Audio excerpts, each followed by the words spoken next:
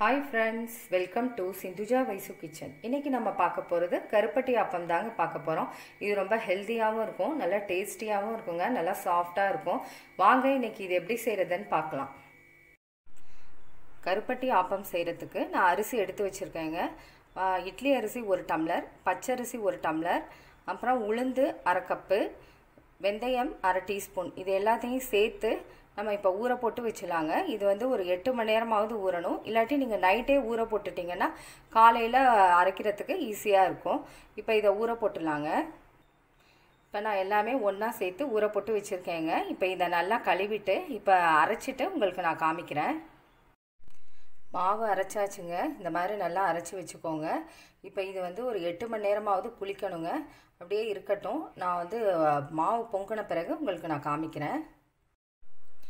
இப்போ மாவு நல்லா பொங்கியிருக்குங்க. நான் நல்லா 8 மணி நேரம் வச்சுருந்தேன். நல்லா பொங்கி வந்திருக்கு. கொஞ்சம் கெட்டியாக தாங்க வச்சுக்கணும் இந்த மாவு. ஏன்னா நம்ம வந்து கருப்பட்டியை வந்து கரைச்சி இதில் சேர்ப்போம். அப்போ கொஞ்சம் நல்லா தண்ணியாகும். அதனால் இப்போ கொஞ்சம் நல்லா கலந்துட்டு இதுலேருந்து கொஞ்சமாக மாவு எடுத்து வேறு ஒரு பாத்திரத்தில் வச்சுக்கலாம். கொஞ்சமாக நான் செய்ய போகிறேன் இதுலேருந்து. அதனால் கொஞ்சமாக மாவு எடுத்துக்கோங்க.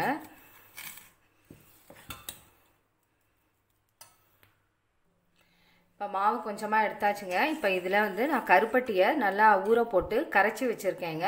நீங்கள் வந்து உடனே கரைக்கணுன்னா நீங்கள் கொஞ்சமாக தண்ணி ஊற்றி கொஞ்சம் சூடு பண்ணிங்கன்னா கூட கரைஞ்சிரும்.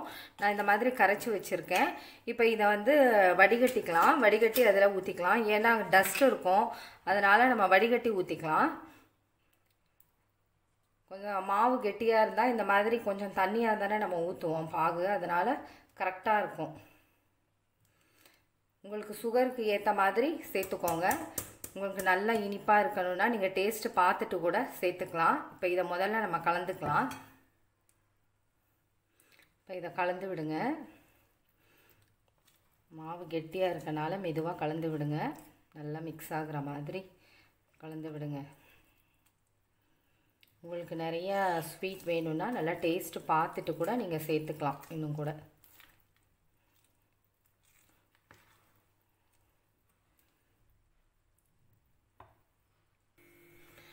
நல்லா இந்த மாதிரி கட்டி இல்லாமல் கலந்துக்கோங்க. கரண்டியால் கலக்க முடியலன்னா இந்த மாதிரி ஒரு விஸ்கு வச்சு கூட கலந்துக்கலாம்.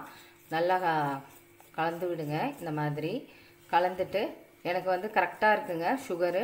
நான் வந்து இதுக்கு மேலே கருப்பட்டி இது சேர்க்கலை பாகு. உங்களுக்கு இன்னும் டேஸ்ட் பார்த்துட்டு உங்களுக்கு வேணும்னா கொஞ்சமாக சேர்த்துக்கோங்க. இப்போ இதை வந்து நம்ம ஆப்பம் செய்ய ஆரம்பிச்சுக்கலாம்.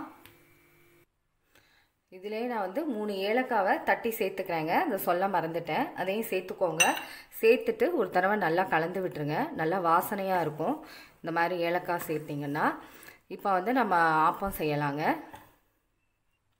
இப்போ தோசைக்கல் நல்லா சூடாக இருக்குங்க. நான் இன்றைக்கி தோசைக்கல்லில் தான் செய்ய போகிறேன். ஆப்பச்சட்டி இல்லாதவங்க இந்த மாதிரி தோசைக்கல்லில் கூட ஊற்றலாங்க. நல்லா சூப்பராக வரும்.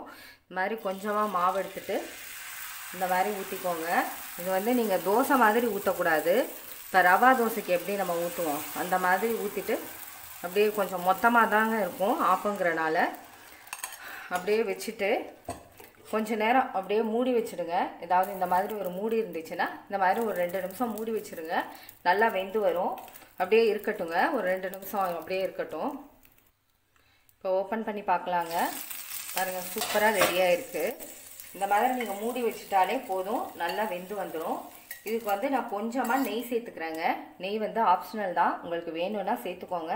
இல்லாட்டி எண்ணெய் கூட சேர்த்துக்கலாம். நல்லா தான் இருக்கும், நல்லா வாசனையாக இருக்கும் நெய் சேர்த்திங்கன்னா.